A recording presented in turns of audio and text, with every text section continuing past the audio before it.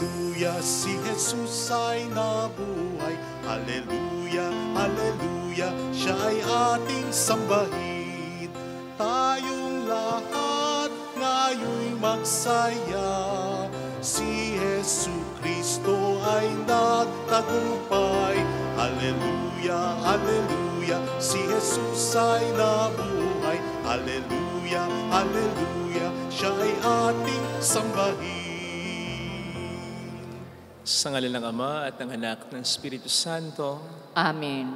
Sumainyo ang Panginoon. At sumaiyo rin. Pasalamatan natin ang Panginoon sa pamamagitan ng misang ito, lalo na sana sa pamamagitan ng ating mabuting buhay bilang mga Kristiyano.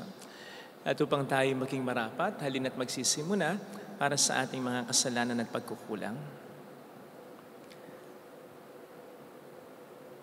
Tayo pang lahat, inaamin ko sa makapangyarihang Diyos at sa inyo mga kapatid, na lubha akong nagkasala sa isip, salita, sa gawa, at sa aking pagkukulang. Kaya sinasama ko sa mahal na Birheng Maria, sa lahat ng mga anghel at mga banal, at sa inyo mga kapatid, na ako'y panalangin sa Panginoong ating Diyos. Kaawaan tayo na mapagmahal na Diyos, patawarin sa ating mga sala, at patnubayan hanggang sa buhay na walang hanggan.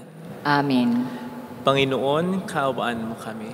Panginoon, kaawaan mo kami. Kristo, kaawaan mo kami. Kristo, kaawaan mo kami. Panginoon, kaawaan mo kami. Panginoon, kaawaan mo kami. Iyuko natin ang ating ulo, maaaring ibulong sa Panginoon ang ating intensyon. Dasal natin ang mga OFW, mga tumutulong sa ating simbahan. Ngayon din ang mga may sakit at ang mga nag-aalaga sa kanila.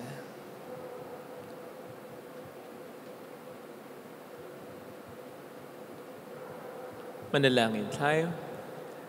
Ama naming makapangyarihan, pahintulutan mong kami maging dapat lumigaya kapag ang iyong anak ay nagpakita kasama ng mga banal sa piling niya, pakundangan sa aming pagdiriwang na masaya sa pagkabuhay niyang amin ngayong sinasamba. Sa pamamagitan niya, kasama ng Espiritu Santo, magpasa walang hanggan. Amen.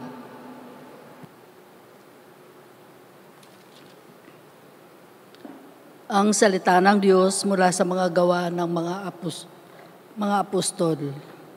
Noong mga araw na yun, ang mga naghatid kay Pablo ay sumama sa kanya hanggang sa Atenas. Pagkatapos, nagbalik sila sa Berea. Taglay ang bilin ni Pablo, kina Silas at Timoteo na sumunod sa lalong madaling panahon. At si Pablo ay tumayo sa harap ng kapulungan ng Areopago at nagsalita. Mga taga-Atenas, napapansin kong buhos na buhos ang inyong kalooban sa relihiyon. Sapagkat sa paglalakad ko, sa lungsod at pagmamasid sa mga sambahan ninyo, nakakita ako ng isang dambanang may nakasulat na ganito: sa Diyos na hindi nakikilala. Ang inyong sinasamba kahit hindi ninyo kilala, ang siya kong ipinapahayag sa inyo. Ang Diyos na gumawa ng sanlibutan at ng lahat ng naroroon, ang siyang Panginoon ng langit at lupa. Kaya't hindi siya tumatahan sa mga templong ginawa ng tao. Hindi sa siya ay nangangailangan ng anuman, kaya siya pinaglilingkuran ng tao, sapagkat siya ang nagbibigay ng buhay, hininga at ng lahat ng bagay sa sangkatauhan. Mula sa isa'y nilikha niya ang lahat ng lahi sa balat ng lupa. Itinakda niya ang kanya-kanyang panahon at hangganan. Ginawa niya ito upang hanapin nila ang Diyos. Baka sakaling sa kanilang pag-aapuhap ay matagpuan siya. Ang totoo, hindi naman siya malayo sa bawat isa sa atin, sapagkat hawak niya ang ating buhay, pagkilos at pagkatao. Tulad ng sinabi ng ilan sa inyong mga makata, tayo nga'y mga anak niya. Yamang tayo'y mga anak ng Diyos, huwag nating akalain na siya ay tulad ng larawang ginto, pilak o bato na pawang likha ng isip at kamay ng tao. Mahabang panahong di pinansin ng Diyos ang di pagkakilala sa Kanya ng tao. Ngunit ngayon, iniutos niya na magsisisilat talikdan ang kanilang masamang pamumuhay. Sapagkat itinakda na niya ang araw ng paghuhukom sa sanlibutan, at ito'y buong katarungan niyang gagawin sa pamamagitan ng kanyang hinirang. Pinatunayan niya ito sa lahat nang buhayin niyang muli ang taong iyon. Nang marinig nila ang sinabi ni Pablo tungkol sa muling pagkabuhay, tinuya siya ng ilan, ngunit sinabi naman ng iba, ibig namin kayong mapakinggan uli tungkol dito. At umalis doon si Pablo. May ilang sumama sa kanya at sumampalataya sa Diyos. Kabilang dito si Dionisio na isa sa mga bumubuo ng kapulungan ng Areopago. May sumama ring babaeng nagngangalang Damaris at mga iba pa. Pagkatapos, umalis si Pablo sa Atenas at nagtungo sa Corinto. Ang salita ng Diyos. Salamat sa Diyos.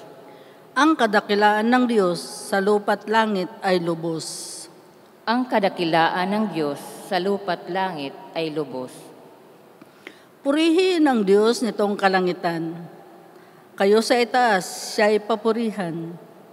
Ang lahat ng anghel magpurit magdiwang, kasama ang hukbo roong karamihan. Ang kadakilaan ng Diyos sa lupa't langit ay lubos. Pupurihin siya ng lahat ng tao, hari at prinsipe, lahat ng pangulo, babae't lalaki, mga kabataan, matatandang tao't kaliit-liitan. Ang kadakilaan ng Diyos sa lupa't langit ay lubos. Sa ngalan ng Poon, lahat ay magpuri. Ang kanyang pangalay, pinakamaigi. Sa langit at lupay, walang kasimbuti. Ang kadakilaan ng Diyos sa lupa't langit ay lubos.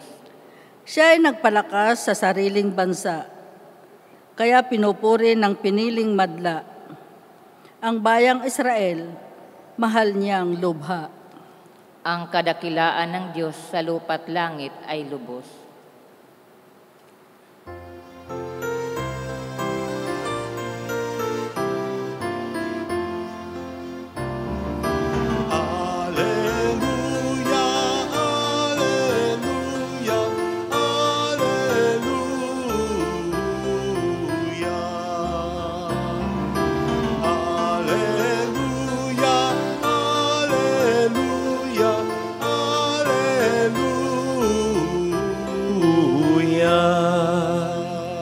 Sumainyo ang Panginoon. At sumaiyo rin. Ang mabuting balita po ng Panginoon ayon kay San Juan. Papuri sa iyo, Panginoon. Noong panahon ngayon, sinabi ni Jesus sa kaniyang mga alagad, marami pa akong sasabihin sa inyo, ngunit hindi pa ninyo kayang unawain ngayon. Pagdating ng Espiritong ng katotohanan, tutulungan niya kayo upang maunawaan ninyo ang buong katotohanan, sapagkat magsasalita siya, hindi sa ganang kanyang sarili. Sasabihin niya sa inyo ang kanyang narinig at ipapahayag ang mga bagay na darating. Pararangalan niya ako sapagkat sa akin magmumula ang ipapahayag niya sa inyo. Ang lahat ng sa Ama ay akin, kaya ako sinabing sa akin magmumula ang ipapahayag niya sa inyo. Mga kapatid, ang mabuting balita po ng Panginoon.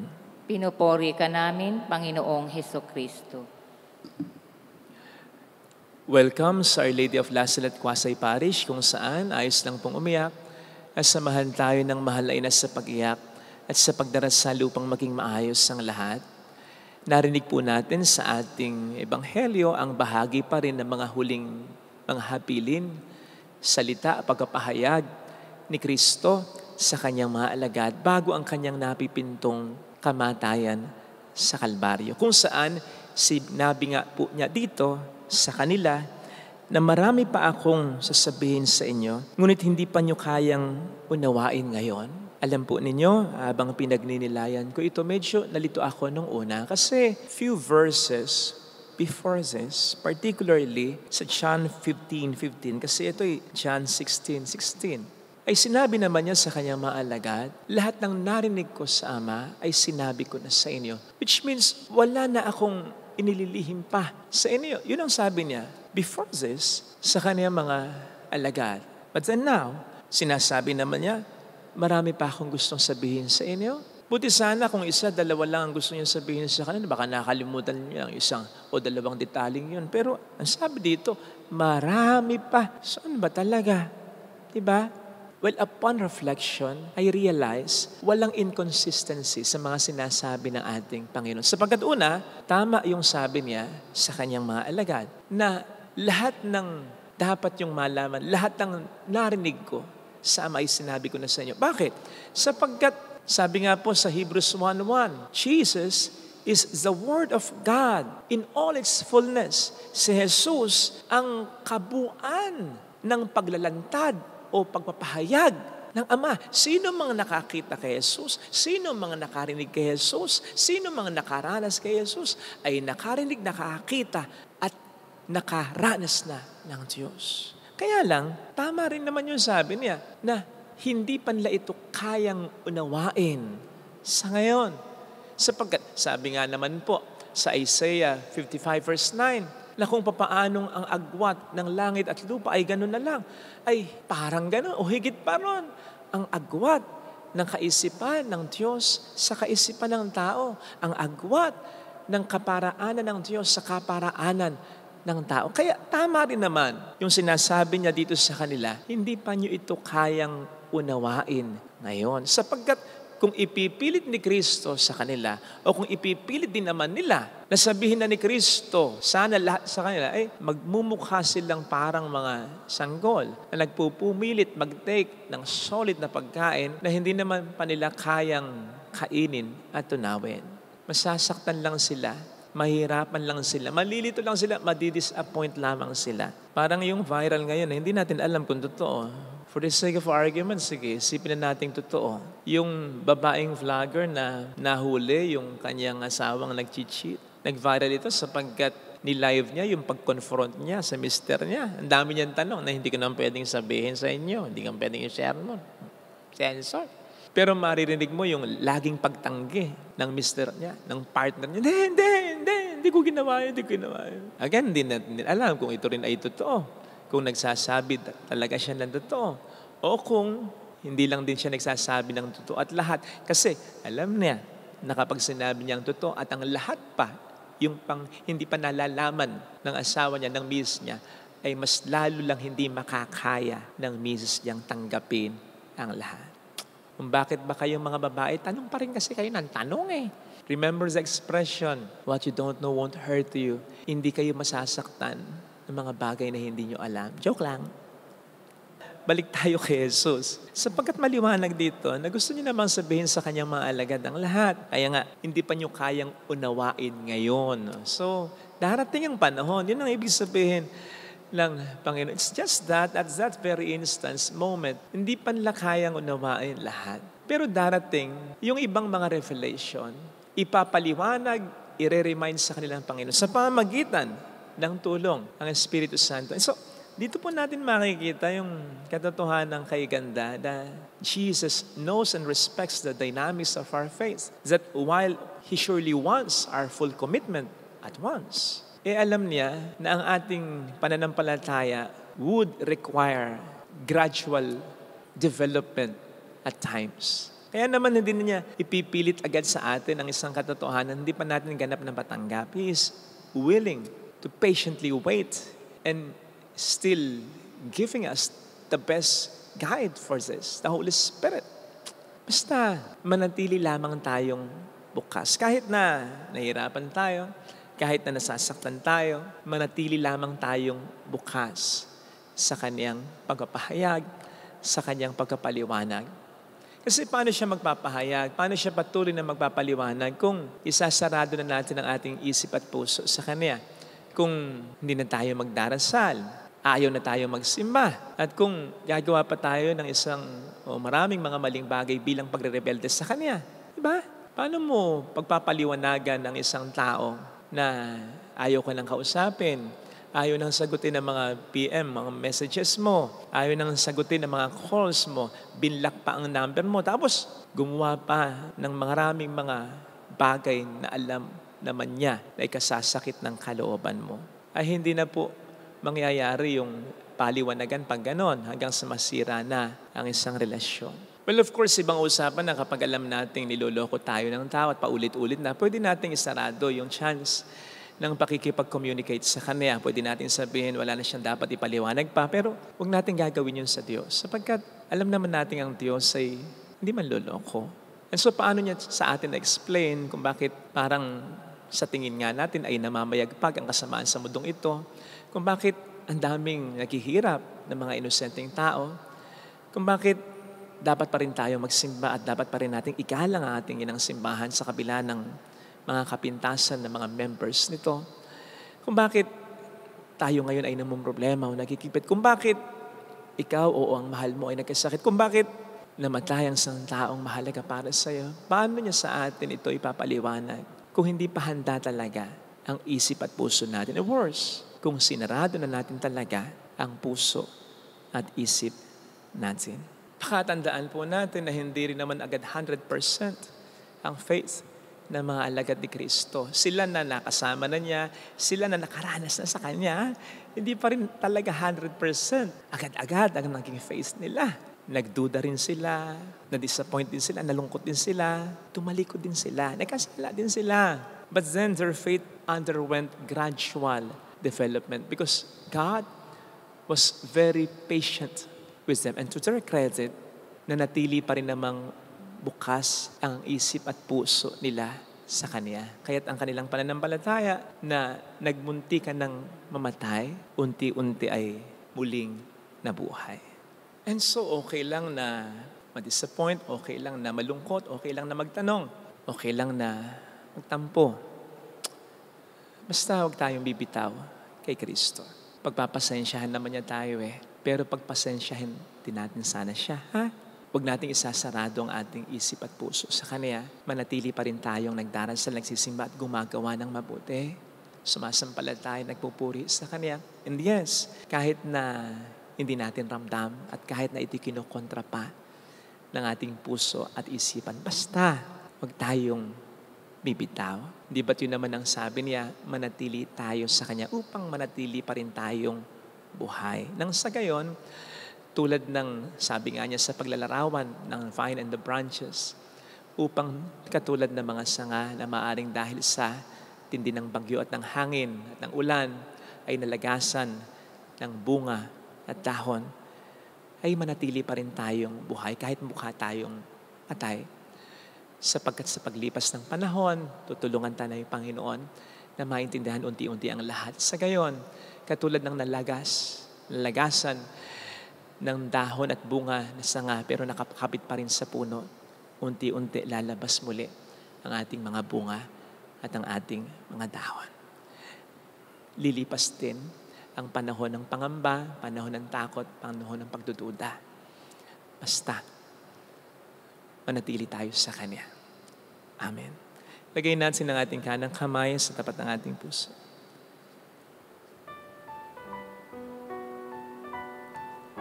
Awitin natin. Alam kong may magagawa ang Diyos.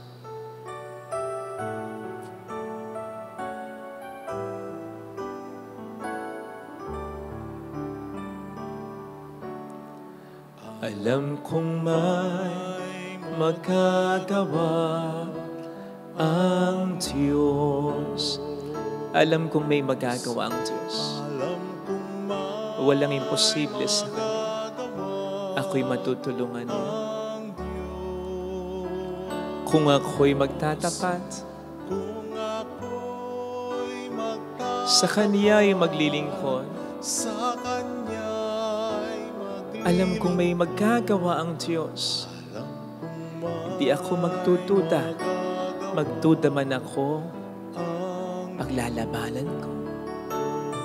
Alam kong diringgin ng Diyos ang samo ko. Mananatili ako sa alam ko.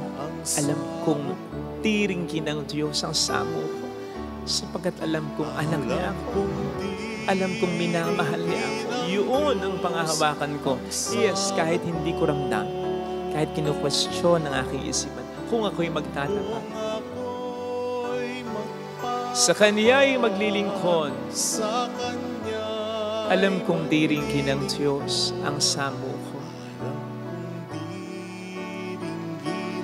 Pikit natin ang ating mga mata. Panginoon, tulungan mo ko na manatili na nakakapit sa iyo. Sa kabila ng mga problema at alalahanin at takot ko. Pakiwari ko, kumbaga sa sanga, ako'y nalagasan na ng maraming bunga. Papagod na eh. Nalagasan na rin ng maraming dahon. Nagiging losyang na. Nagiging haggard na. Stressed out na. Pero hindi ako patatalo. Katulad ng sanga na kahit parang patay na kasi wala ng dahon at bunga, mananatili akong nakakapit sa iyo. Sapagkat alam ko, magbubunga uli ako. Magdadahon uli ako. Malalampasan ko ito. Hallelujah! Sapagkat tutulungan mo ako. Hallelujah! Siya ay muling babalik sa atin. Hindi kanya iiwan. Hindi kanya pababayaan. Paniwalaan mo yan. Hindi mo kailangang maramdaman, paniwalaan mo lang. Unti-unti mararamdaman mo. Hallelujah! Huwag kang patatalo sa pakiramdam mo, hindi ka mahal ng Diyos. Kasi nungalingan niya, babalik ang Panginoon upang tayo ay kung ang totoo ay ang kabaligtaran nun. Kaya mayroong magandang mangyayari sa iyo. Hindi ako may sabi niyan, kundi ang Diyos. Magdadahon at magdadahon ka pa rin. Magbubunga at magbubunga ka pa rin. Dumaan lang kasi ang bagyo. Malakas lang masyado ang hangin. Nauga lang masyado ang puno. Pero manatili kang nakakapit sa puno. Mayroong magandang mangyayari sa iyo. Marami nang nakapagpatunay niyan at ang Panginoon mismo ay pinatunayan niyan. Sa kabila ng pagkamatay, siya ay muling nabuhay at kasama tayo ito. Kasama niya tayong namatay, kasama niya rin tayong muling mabubuhay. Papuri sa Ama at sa Anak sa Espiritu Santo. Para nang sa unang-una, ngayon, magpakailanman, magpasawalang hanggan, siya nawa.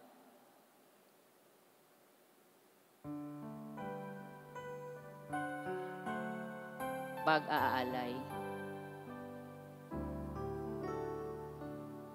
Kapuri-puri ka, Diyos Ama, lumikha ng sanlibutan. Sa kabutihan mo, narito kaming nag-aalay sa gisag ng alak at tinapay. Paspasan mo kasama aming buhay. Mula sa lupa at bunga ng paggawa, ang tinapay na nagbibigay buhay. Mula sa ubas na alak, pinigaw upang magbigay lakas. Kapuri-puri ka, Diyos Ama, lumikha ng sanlibutan. Sa kabutihan mo, narito kaming nag-aalay sa gisag ng alak at tinapay. Paspas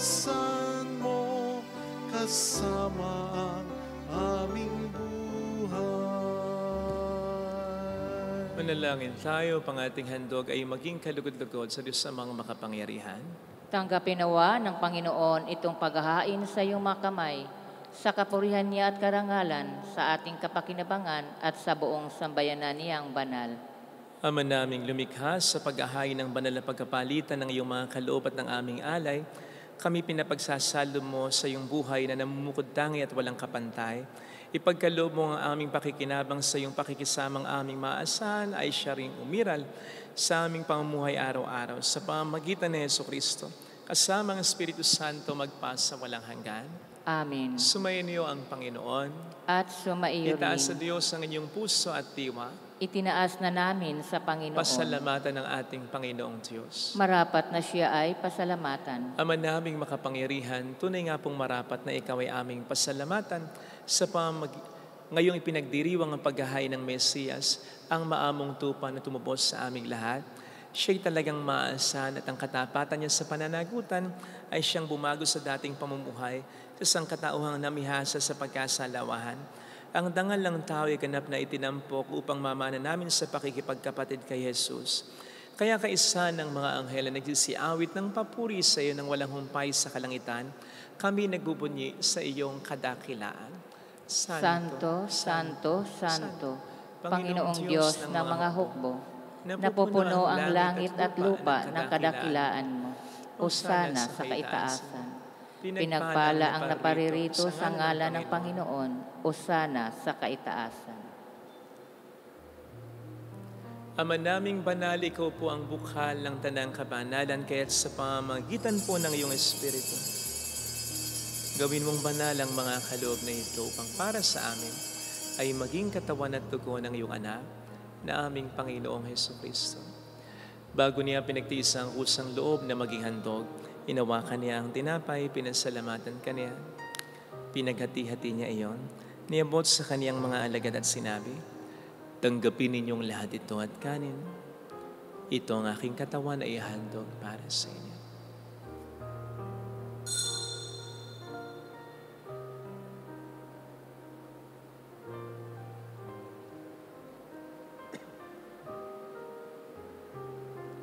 Gayun din naman nang matapos ang hapunan, nawakan niya ang kalis. Muli kaniyang pinasalamatan. Iniabot niya ang kalis sa kaniyang mga alagad at sinabi, tanggapin ninyong lahat ito at inumin. Ito ang kalis ng aking dugo ng bago't walang hanggang tipan. Ang aking dugo na ibubuhos para sa inyo at para sa lahat. Sa ikapagkapatawad ng mga kasalanan, gawin niyo ito sa pag-alala sa akin.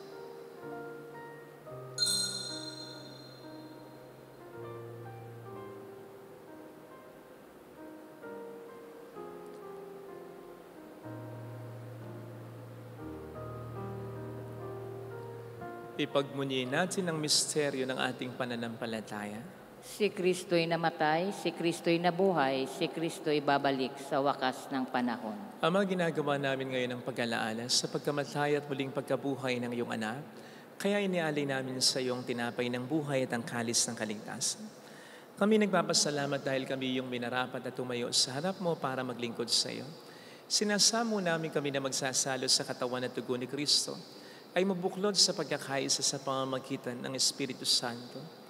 Ama, lingapin mo ang iyong simbahang laganap sa buong daigdig, puspusin mo kami sa pag-ibig, kaisa ni Leon na aming Papa, ni Dennis na aming Obispo at ang Tanang Kaparian.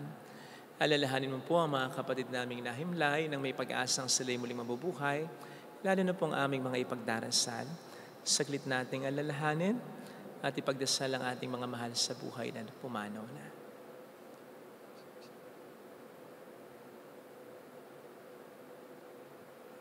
Kaawaan mo sila at patuloyin sa iyong kaliwanagan. Kaawaan mo at pagingtapatin kaming lahat na makasalo sa iyong buhay na walang wakas. Kaisa ang mahal na Birhen, ang lasal at ang ina ng Diyos. Isanuse ang kabiyak ng kanyang puso lahat ng mga banal na namuhay dito sa daigdig ng kalugod-lugod sa iyo. May pagdiwang naman namin na pagupuri sa ikararangal mo sa pamamagitan ng iyong anak at aming Panginoong Jesucristo. Sa pamamagitan ni Kristo, kasama niya at sa Kanya, ang lahat ng parangal, papuri ay sa iyo, Diyos amang makapangyarihan, kasama ang Espiritu Santo, magpa sa walang hanggan. Amen.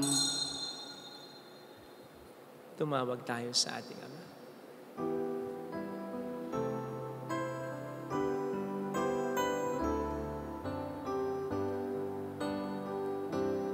Ama namin, sumasalangit ka, sambahin ang ngalan mo, mapasa amin ang kaharian mo, sundin ang loob mo dito sa lupa para nang sa langit.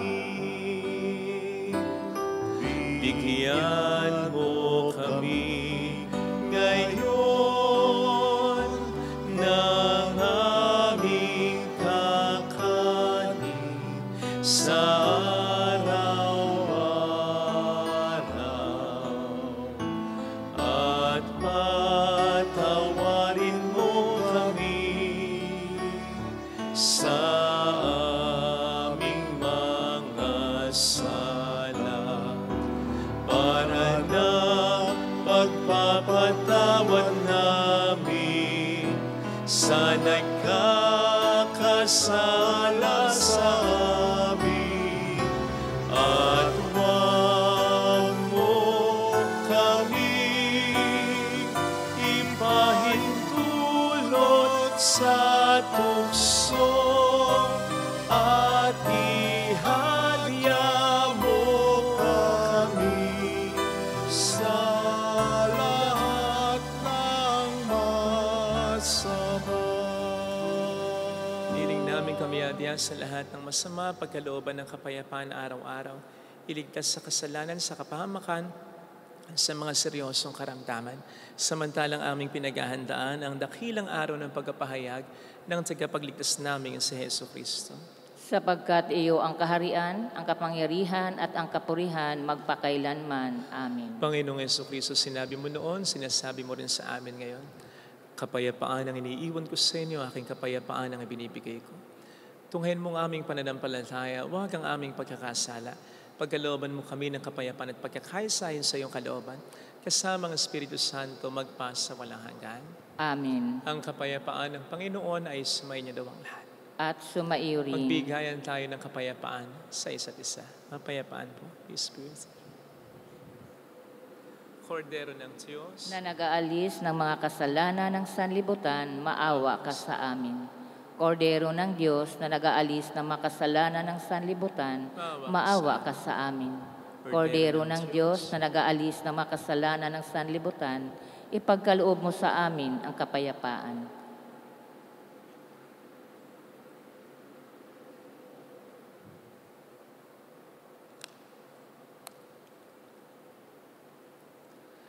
narito sa harap natin ng Panginoon ang ating buhay at kaligtasan.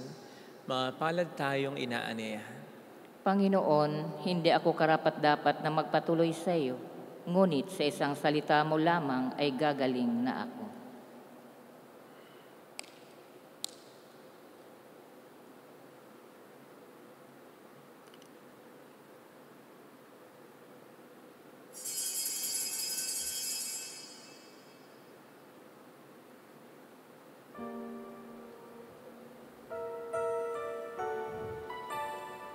Panalangin para sa espiritual na pakikinabang. Panginoong Hesus, ako ay naniniwala na ikaw ay nasa kabanal-banalang sakramento. Iniibig kita ng higit sa lahat at ninanasa kong tanggapin ka sa aking kaluluwa. Sapagkat sa mga sandaling ito, hindi kita matatanggap sa sakramento. Tumuloy ka sa espiritu sa aking puso. Niyayakap kita na para bang naririto ka na. Inaalay ko ng buong buo ang aking sarili sa iyo.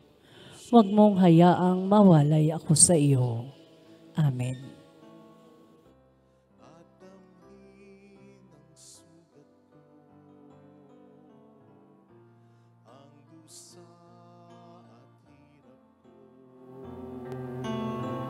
Ay para sa iyo, Panginoon ko, ang tulad ko'y walang karapatan. Sa'yo ay tumanggap, ngunit sa isang bigkas mo lamang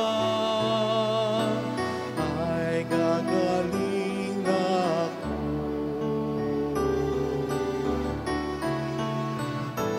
Panginoon ko, ang tulad ko'y walang karapatan.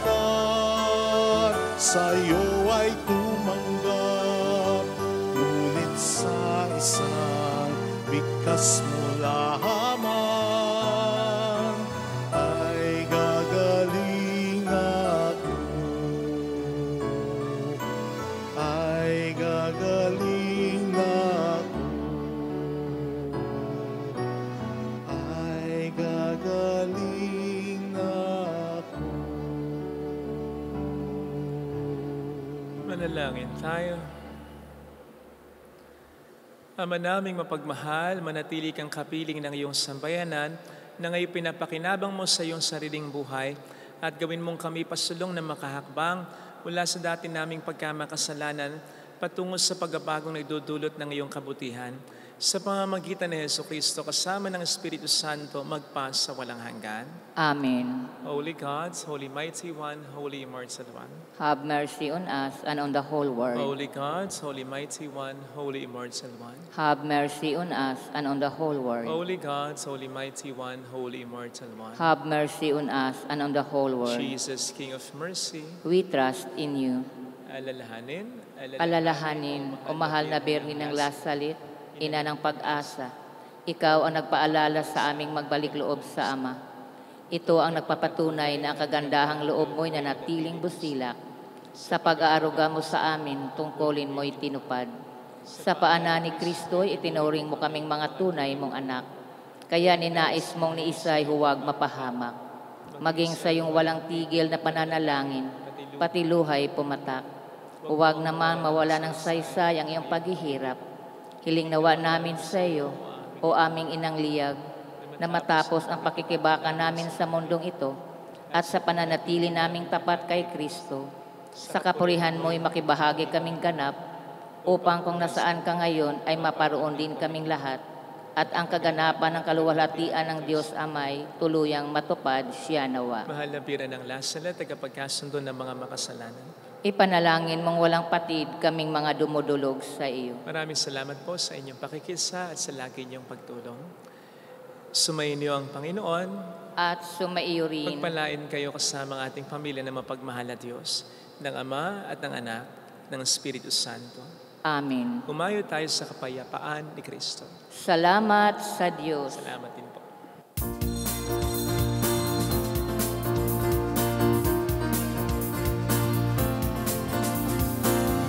Mary, Mother of the Lord, here's a prayer we sing to you. Let your tears sip in our minds and hearts as once they fell at Lasalet. Tell your people how to live again. Tell your people how to sing again. Tell your people how to dance again. Tell your people how to pray again. Mary, Mother of the Lord, here's a prayer we sing to you.